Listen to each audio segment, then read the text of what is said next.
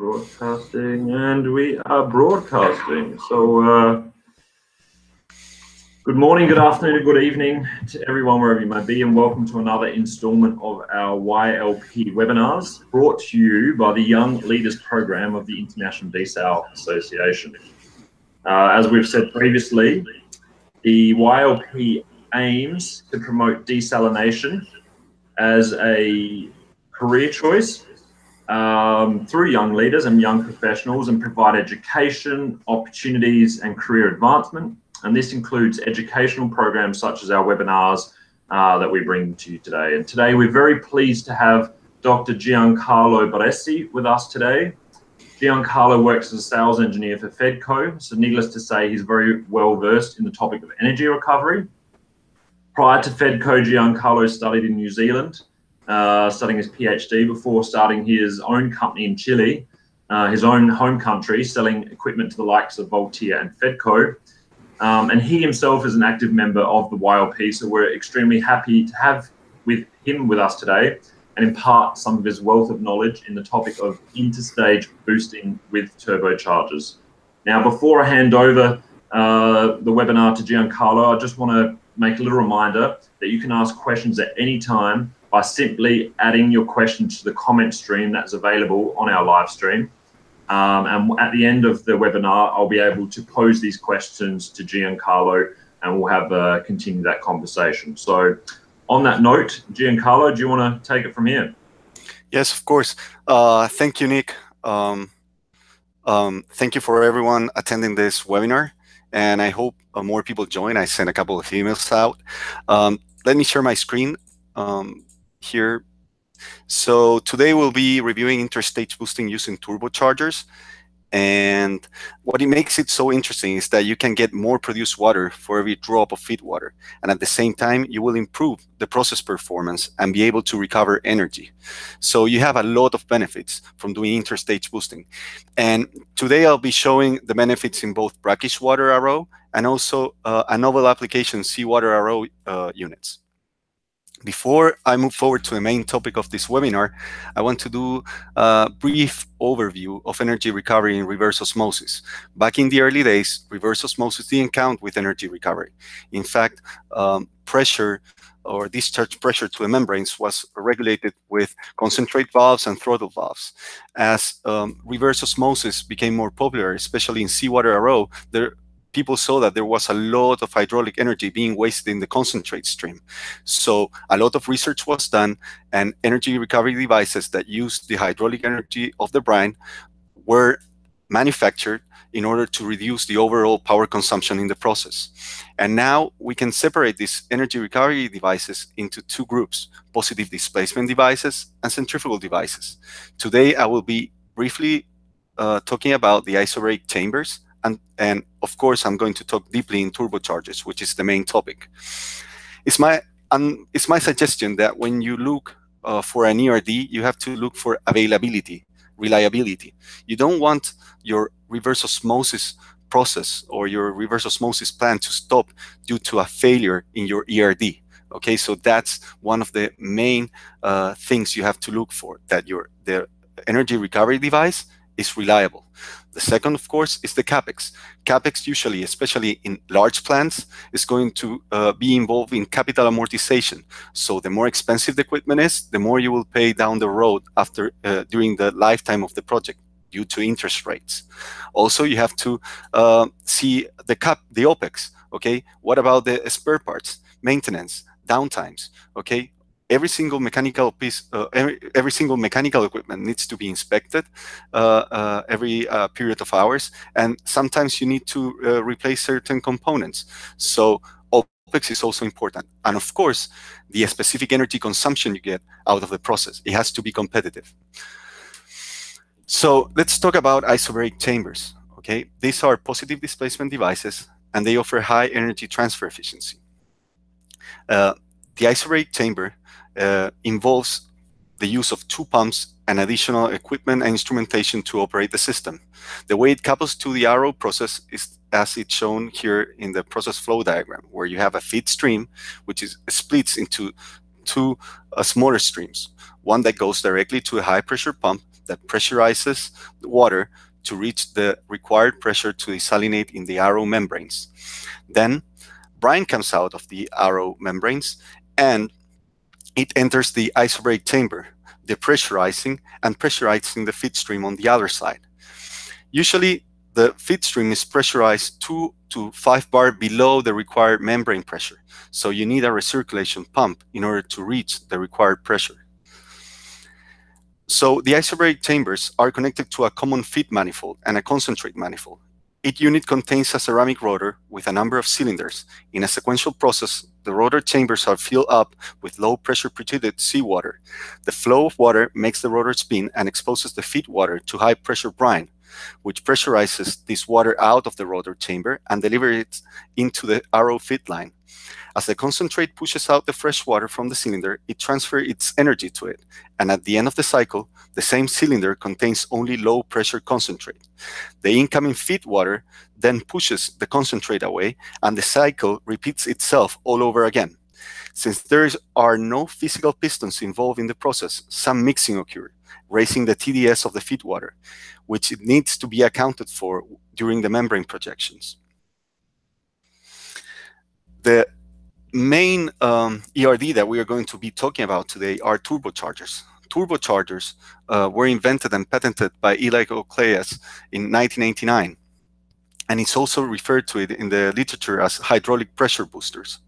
You have two different groups, one the conventional, which is hydraulically driven, and the motorized ones. Today we will focus on the hydraulically driven, although the motorized ones have been installed in major plants around the world. For example, Changi New Water in Singapore, North Lee County in the US, Orange County Water District as interstage boosting devices.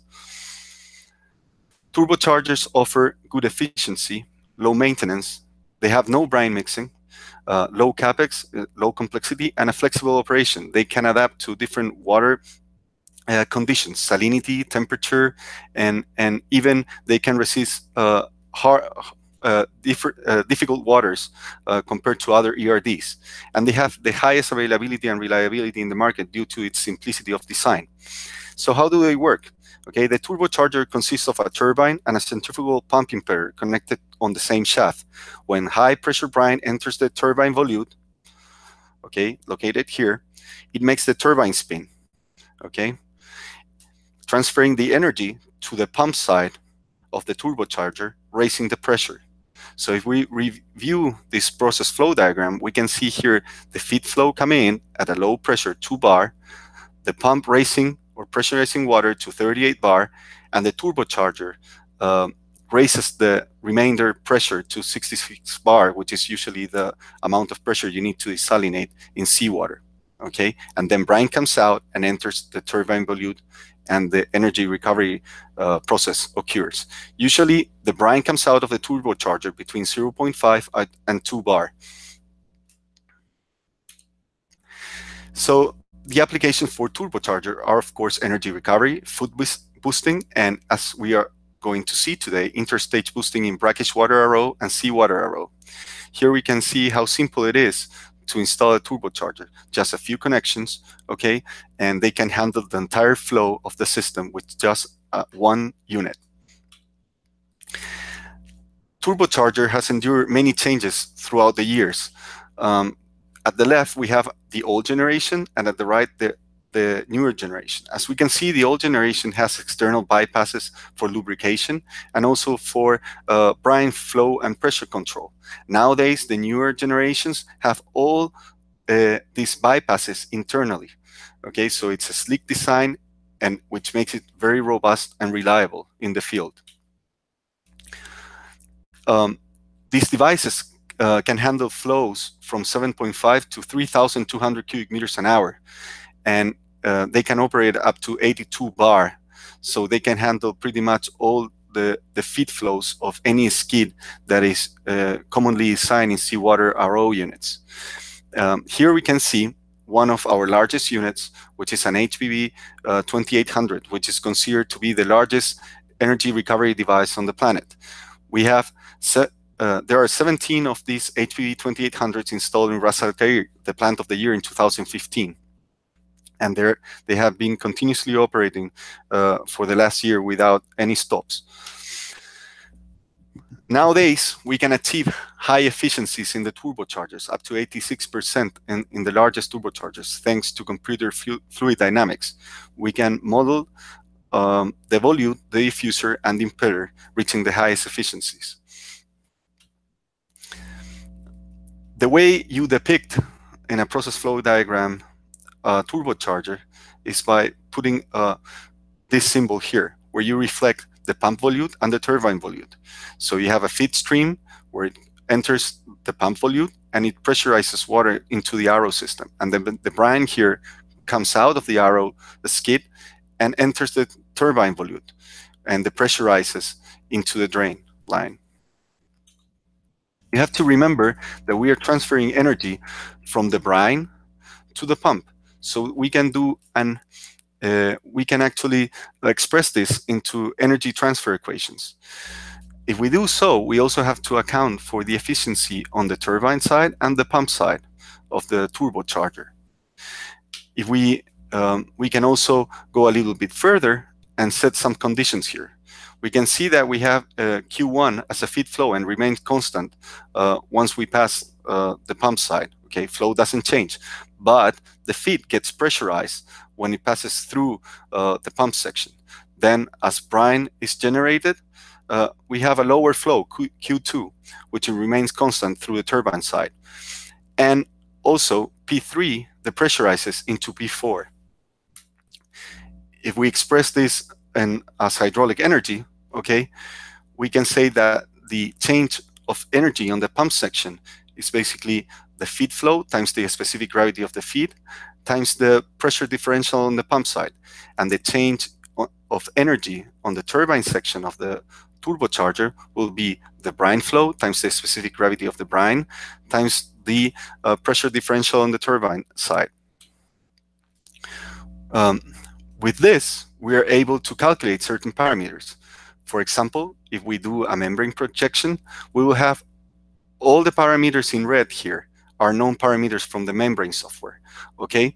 And if we arbitrarily choose a 1 bar exhaust pressure in the brine, we can then know how much pressure does the pump that we are going to choose require to drive the whole process. There are several ways of regulating boost pressure, the amount of pressure I get from a turbocharger.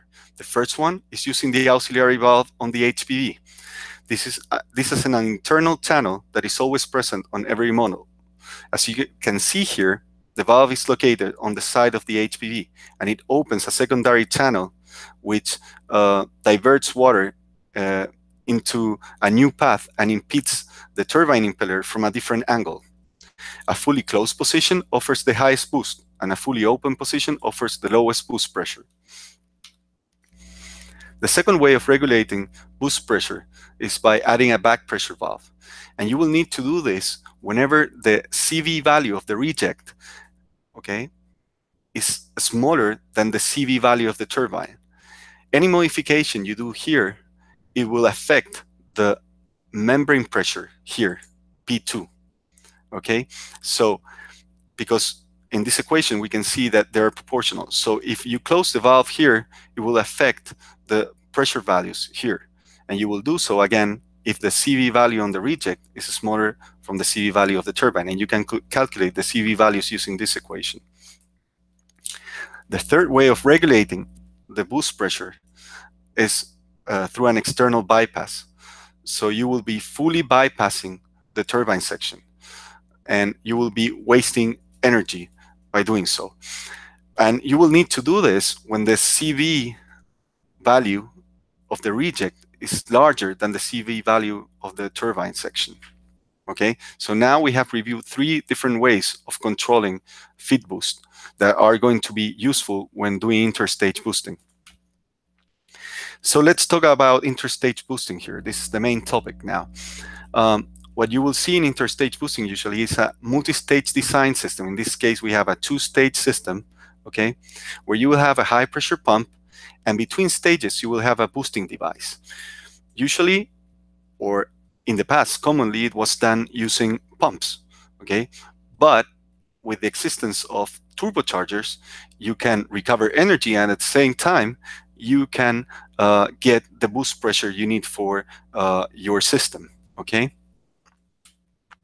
So why do we want to use interstage boost? Interstage boosting allows to manage pressure and flow in a multi-stage RO skin. If you increase the pressure between the two stages, you are promoting permeation of the subsequent stages, and you will balance the flux on the system. Therefore, the process performance will be improved. And as I told you before, this is commonly done with pumps and ERDs, okay?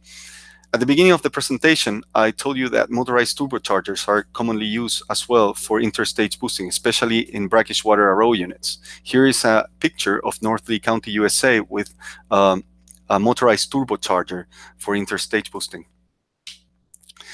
Interstage boosting also allows you to get higher recovery. The interesting thing about higher recovery is that you are going to make more water, more produced water out of your incoming feed water. And this is attractive because it reduces the feed flow and it generates savings in brine discharge, pumping equipment size, pretreatment equipment size, the maintaining part cost because the equipment is smaller, the footprint of the plant goes down because you have a smaller pretreatment, the piping diameter goes down, so therefore also valves, flow meters goes down, the lead times, because the lead times of the projects should go down because you're dealing with smaller equipment and piping, and you also reduce the chemical consumption because you have less feed flow.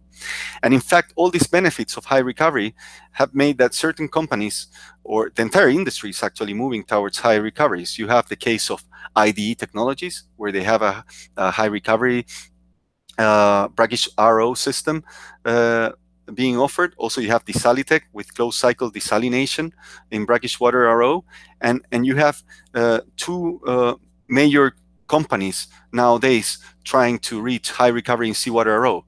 One is Itachi with Toray with the Megaton project, and also Fedco with a multi-stage multi-turbo design that I'm going to show further in this presentation. So the entire industry is trying to move towards high recovery to get these benefits.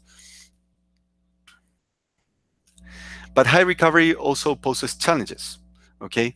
When you try to reach high recoveries, you will have low cross-flow velocities, and you will have concentration polarization. Concentration polarization basically is when water flows through a membrane and salts are rejected by the membrane, a boundary layer is formed near the surface. In this layer, the salt concentration exceeds the salt concentration in the bulk of the solution. This increase of salt concentration at the membrane surface is called concentration polarization. And as you can see here, it's an exponential function of the recovery, okay? The other challenge of high recovery is also the uneven flux distribution. So you need to do flux balancing. So the first way to tackle high recovery challenges is basically changing from single stage design to a multi-stage design. So for example, here we have a 15 pressure vessel single stage system.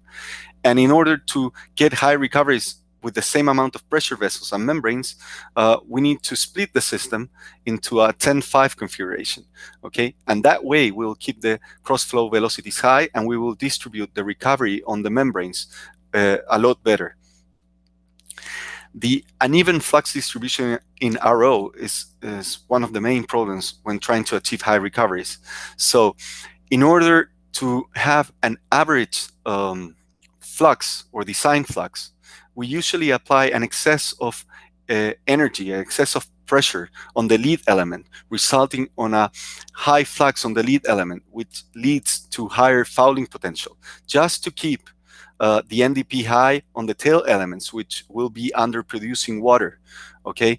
And that leads to a very uneven flux distribution, especially when you try to reach higher recoveries. So here in this graph, I show the difference between a conventional system and a system with interstage boosting. So when you do interstage boosting, you can improve the flux balancing. For example, in a common design, again, you apply a huge amount of pressure just to keep the tail elements producing a fair amount of water, okay? But when you do interstage boosting, which is the green line here, you can see that you apply a fair amount of pressure, or just the necessary amount of pressure, and as soon as the net driving pressure drops, you interstage boost to keep the NDP high, the net driving pressure high, to keep the tail elements permeating the water that they should be permeating. So what you will see from interstage boosting is an improved flux balance, reducing the fouling potential.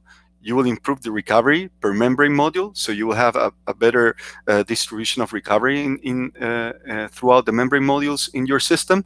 And if you use a turbocharger, you will reduce the energy consumption.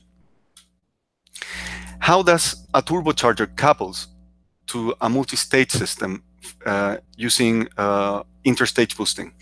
Here we can see that we have the feed that comes into a high pressure pump, and then it feeds a first stage. The brine from the first stage enters the pump side of the turbocharger, raising the pressure into a second stage. Once we generate brine on the second stage, it comes out and it enters the turbine side of the turbocharger, transferring the energy to the pump side of the turbocharger. You can add also external bypasses. You can use the auxiliary valve, and you can also use the back pressure valve to regulate the boost you get from the turbocharger, and also it helps you to adapt to variable feed water conditions and also variable recovery conditions. So how do I take this into a membrane protection? How do I make something tangible out of this? Well, the first thing I'm going to tell you is avoid using turbocharger features, including the membrane software, because they can't handle all the variables we can handle with our own proprietary software. Okay, so that's the first thing you have to do. Do not use the turbocharger features. Second, you select your membrane array. Okay, whatever is the case. In this case, it's a 6-3 with 6 membranes per pressure vessel. Okay, then add interstage boost pressure in your software as you would do with a pump. So select the booster pump feature on your membrane software.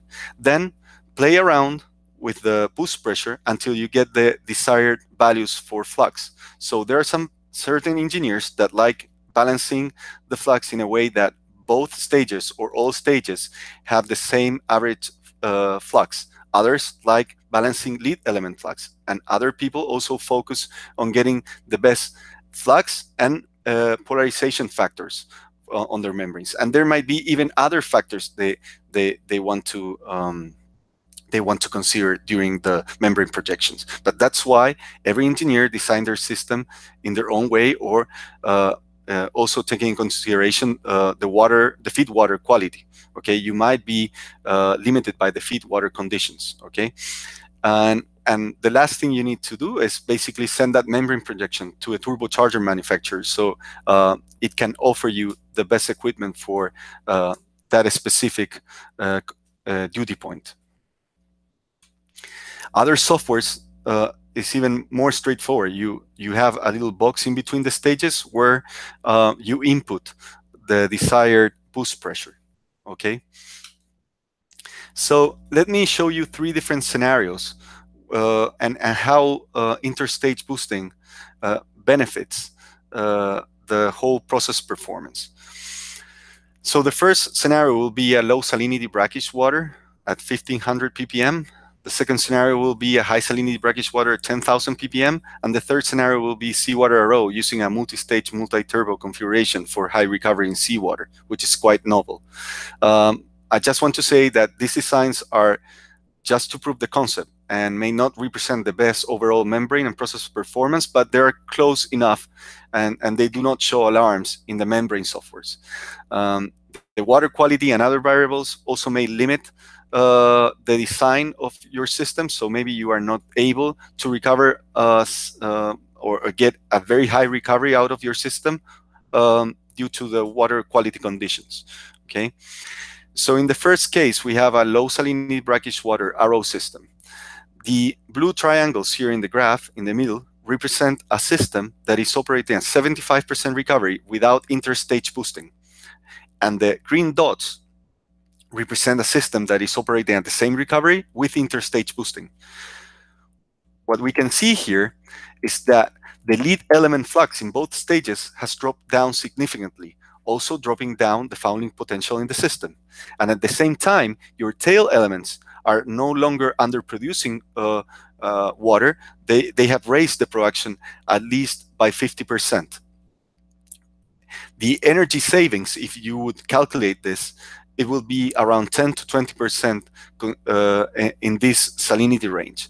Okay, so you will be improving the membrane performance and also saving energy if you use a turbocharger for interstage boosting.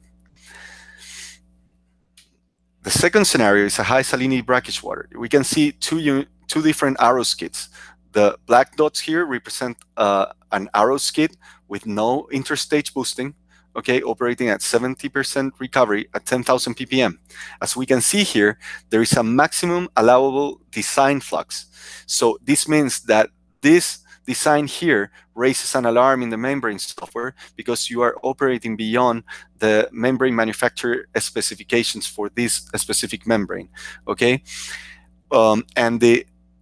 Moreover, in the blue triangles, or the light blue triangles, represent a 70% recovery arrow skid with interstage boosting. As you can see, the lead element flux drops below the maximum allowable design flux. So now, a design that was not achievable by conventional means, now it is feasible. Okay, by doing interstage boosting, now this design is feasible. Now you can recover 70% of the water by using interstage boosting.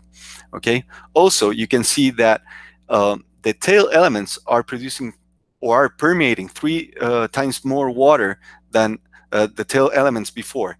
So you increase productivity on the tail elements and you decrease the fouling potential on the lead elements of each stage. And if you would calculate the energy consumption reduction, you will get savings greater than 20% when you deal with high salinity brackish water, which is a huge benefit as well. So the third case is high recovery in seawater RO. When we are taught or seawater reverse osmosis, we are usually told that we cannot get recoveries beyond 55% because we get all sorts of alarms. That's like a rule of thumb. Usually recovery is between 40 to 50%, with the most common value being 45%. Okay, so the first question is, well, everyone is saying that it's not possible. Is it possible? And the answer is yes. And has someone done it before? Yes, but it was energy inefficient.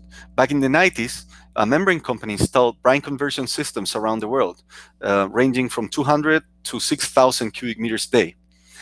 These plants were studied by Irving Mosh, a famous consultant here in the US. And he found that the total water cost was reduced 10 to 20%, mainly due to the reduction on the intake size, the brine outflow, and the pretreatment size. So it is feasible to recover 60% of the water in seawater RO units. So what nowadays is being studied is a multi-stage, multi-turbo configuration, just as the one shown here on this process flow diagram. Well, you will have a high pressure pump feeding a feed turbocharger, which will feed a first stage, and the brine from that first stage is going to be interstage boosted by an interstage turbocharger. So you will have 2 turbochargers in your system, okay? You don't need any special equipment for this because everything remains below 1200 psi, 82 bar. So you can use any membrane in the market, any pressure vessel in the market, and you can use conventional equipment for this.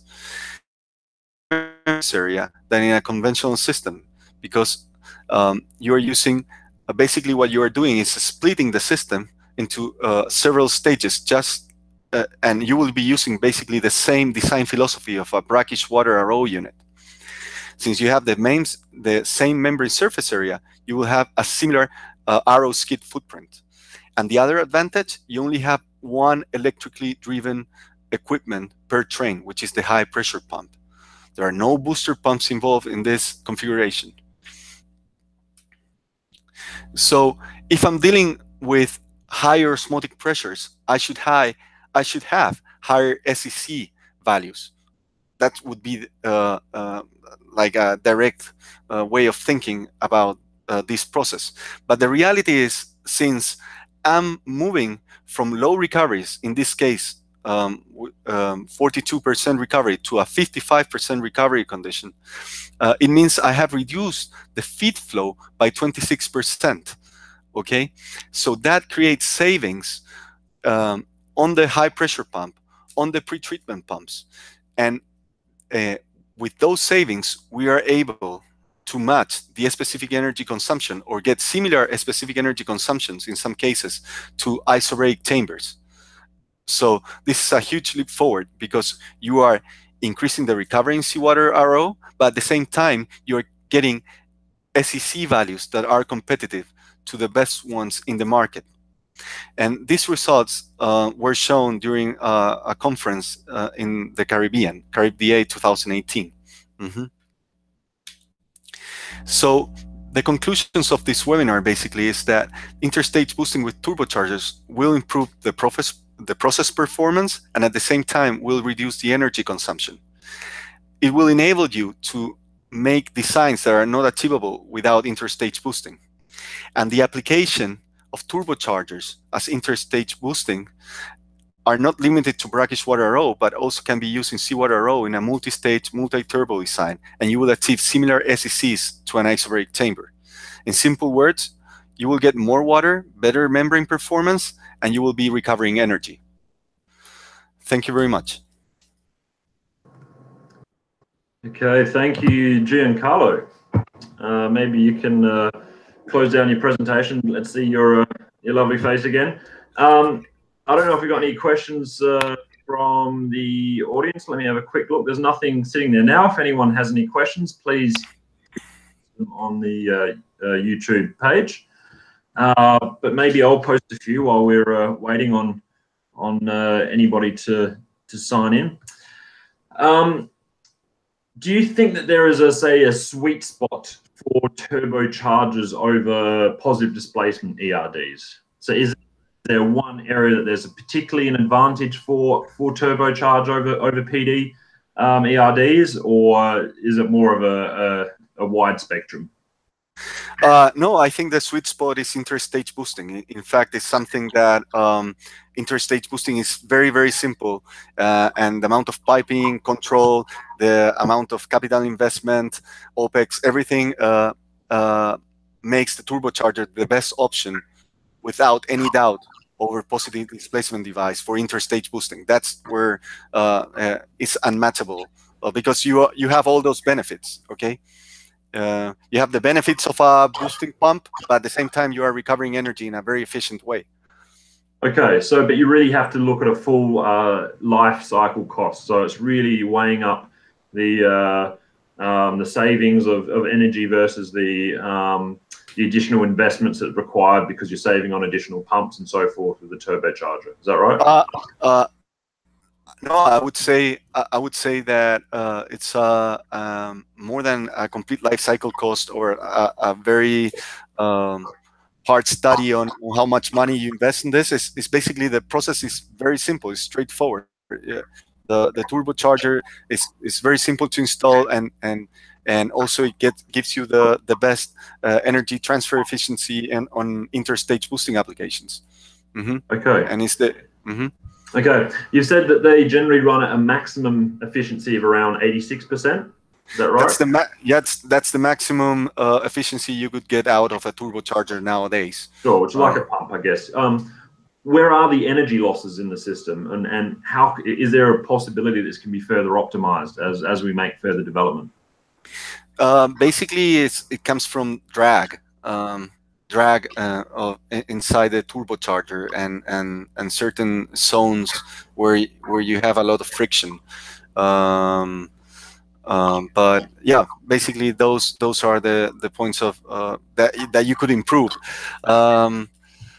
There are some things that are being studied to improve the efficiency, but that goes more on the line of R&D, and I'm not allowed to speak about that, but yeah. Okay, I was going to press you a little bit further on that. I was going to find out what the future holds for energy recovery devices in general? Can we expect any major improvements or developments in the coming years?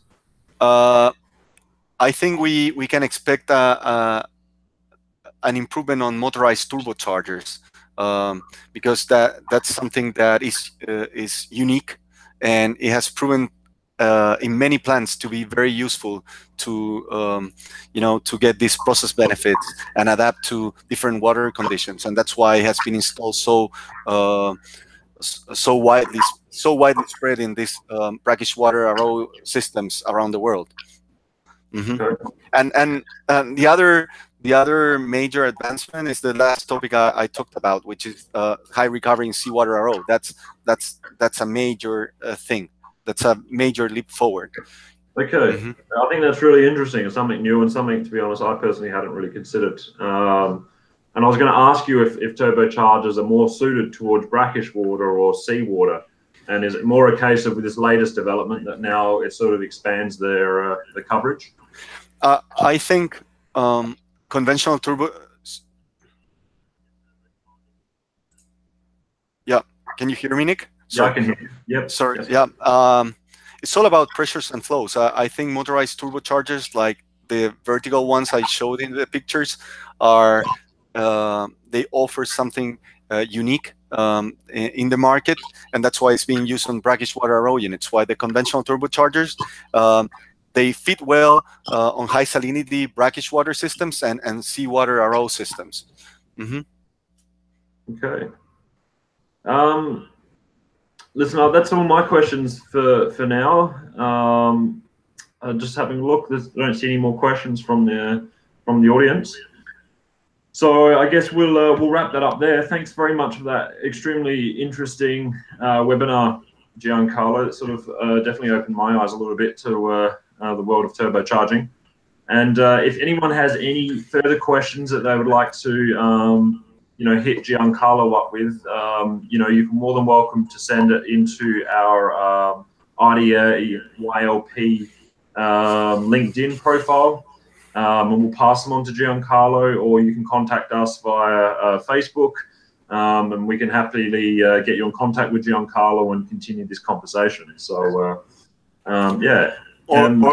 Or I want to add, or you can meet us in the next conference. We're going to be at EDS, the European Desalination Society. So if you see us there, like, you are welcome to join us and discuss there. And we're usually like attending a lot of conferences throughout the year. So yeah, we're open to talk with you guys. Like, you're invited. That's a very good point. We have our next meeting at the EDS in Athens for the young leaders. So yeah, we definitely welcome and hope to see many of the faces there. So yeah, on that note, thanks Giancarlo again. Really appreciate your time and your efforts for the webinar, and hope to see you soon. Yep. See you, Nick.